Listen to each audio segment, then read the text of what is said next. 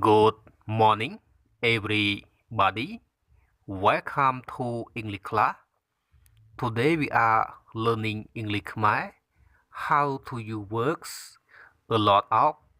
and lots of បាទសូមស្វាគមន៍កូនទាំងអស់គ្នាមកកាន់ថ្នាក់ភាសាអង់គ្លេសថ្ងៃនេះ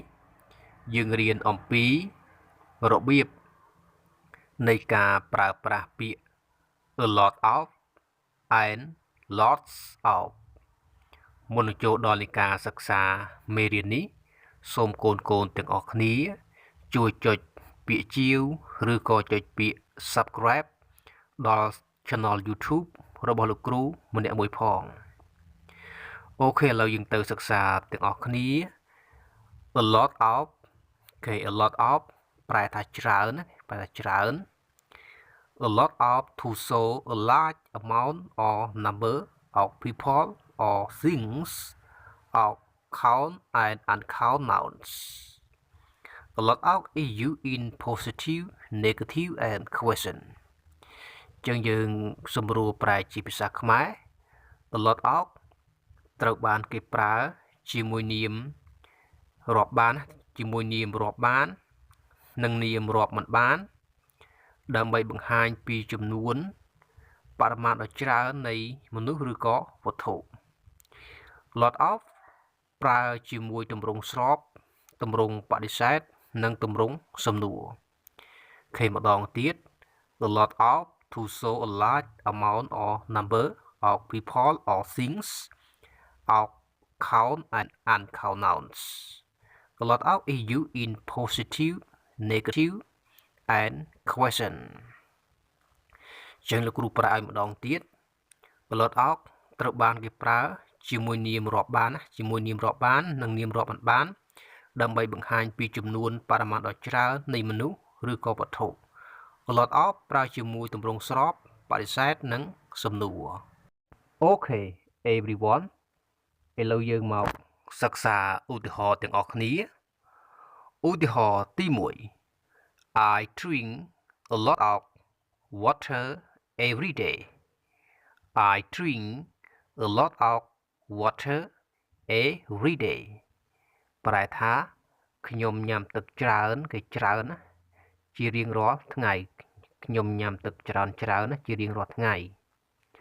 ញ្ចឹងមិនដឹងទឹកនឹងប្រមាណទឹកលីត្រទេគាត់ដឹងថាច្រើនទី2 She doesn't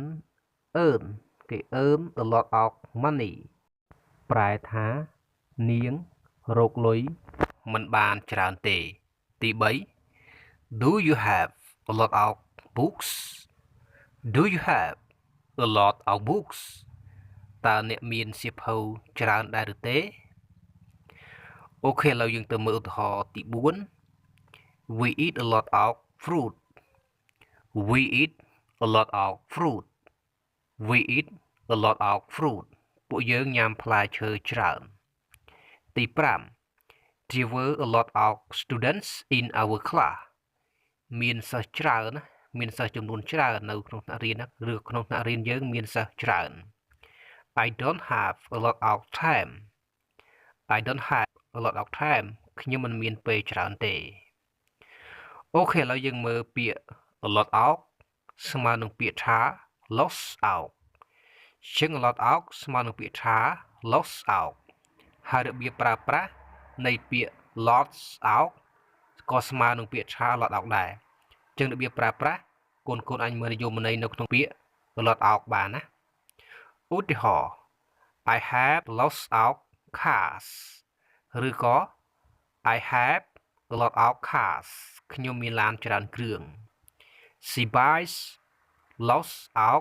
flowers ឬក៏ She buys lot of flowers នាងទិញផ្កាច្រើនទី3 They need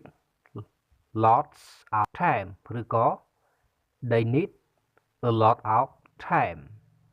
ពួកគេត្រូវការពេលវេលាច្រើន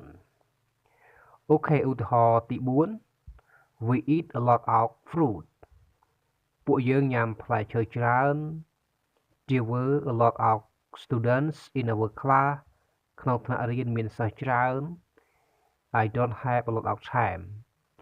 ខ្ញុំមិនមានពេលច្រើនទេជាឧទាហរណ៍ទាំងនេះ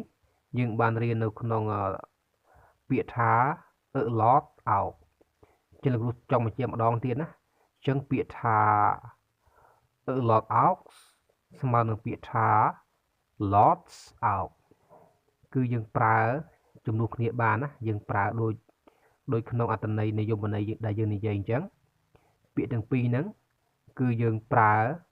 សម្រាប់បង្ហាញពីចំនួនបរិមាណនៃវត្ថុឬក៏មនុស្សដ៏ច្រើនណាចំនួនបរិមាណដ៏ច្រើននៃមនុស្សឬក៏វត្ថុហើយពាក្យ a lot of និងពាក្យ lots of ប្រើបានគេប្រើបានទាំងនាមរាប់បាននិងនាមរាប់មិនបានប្រើបានទាំងប្រយោគស្របបដិសេធហើយនិងទម្រង់សំណួរអូខេអញ្ចឹងមេរៀនរបស់លោកគ្រូអំពីពាក្យ a lot of ហើយនិង lots of លោកគ្រូសូមបញ្ចប់ត្រឹមតែប៉ុណ្ណេះសូមកូនទាំងអស់គ្នារងចាំតាមដានទស្សនានៅវីដេអូក្រោយៗទៀត I want to say goodbye see you next video